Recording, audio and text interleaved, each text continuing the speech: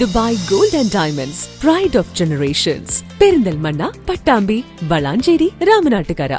പട്ടാമ്പി നഗരസഭയിലെ 1-ാം വാർഡ് ആരോഗ്യ ശുചിത്വ സമിതിയും പട്ടാമ്പി അൽ ഷഹാമ കണ്ണാശുപത്രിയും സംയുക്തമായി സൗജന്യ നേത്ര പരിശോധനാ ക്യാമ്പ് സംഘടിപ്പിച്ചു.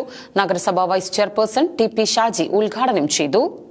പട്ടാമ്പി നഗരസഭയിലെ 1-ാം വാർഡ് ആരോഗ്യ ശുചിത്വ സമിതിയും പട്ടാമ്പി അൽ ഷഹാമ കണ്ണാശുപത്രിയും സംയുക്തമായി സൗജന്യ നേത്ര പരിശോധനാ ക്യാമ്പ് സംഘടിപ്പിച്ചു.